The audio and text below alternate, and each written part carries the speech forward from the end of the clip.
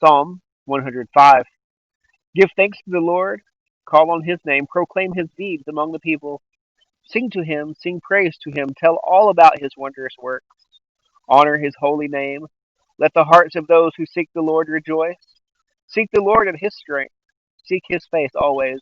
Remember the wondrous works he hath done, his wonders, and the judgments he has pronounced. You offspring of Abraham, his servant, Jacob's descendants, his chosen ones. He is the Lord our God. His judgments govern the whole earth. He remembers his covenant forever, the promise he ordained for 1,000 generations, the covenant he made with Abraham, swore to Isaac, and confirmed to Jacob as a decree, and to Israel as a permanent covenant. I will give the land of Canaan to you as your inherited portion. When they were few in number, very few indeed, and resident aliens in Canaan, wandering from nation to nation, and from one kingdom to another, he allowed no one to oppress them. He rebuked kings on their behalf. Do not touch my anointed ones, or harm my prophets. He called down famine against the land and destroyed the entire food supply.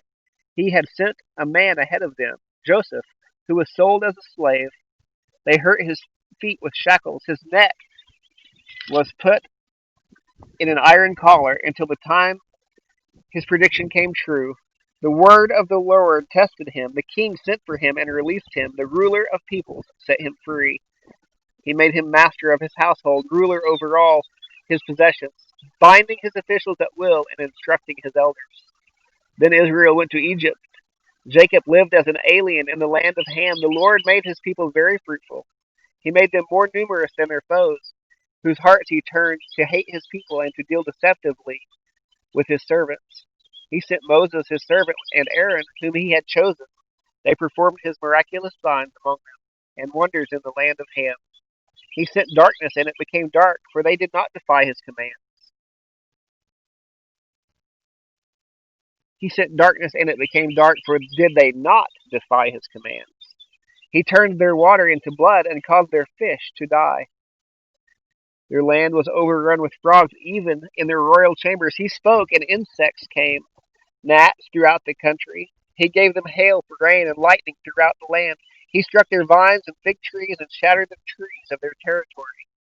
He spoke, and locusts came, young locusts without number. They devoured all the vegetation of their land and consumed the produce of the land. He struck all the firstborn in their land, all their first progeny. Then he brought Israel out with silver and gold, and no one among his tribes stumbled. Egypt was glad when they left, for the dread of Israel had fallen on them. He spread a cloud as a covering and gave a fire to light up the night. They asked, and he brought quail and satisfied them with bread from heaven. He opened a rock, and water gushed out. It flowed like a stream in the desert, for he remembered his holy promise to Abraham his servant. He brought his people out with rejoicing, his chosen ones with shouts of joy.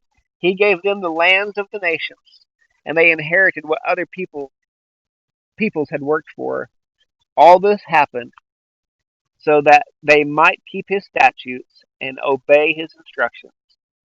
Hallelujah.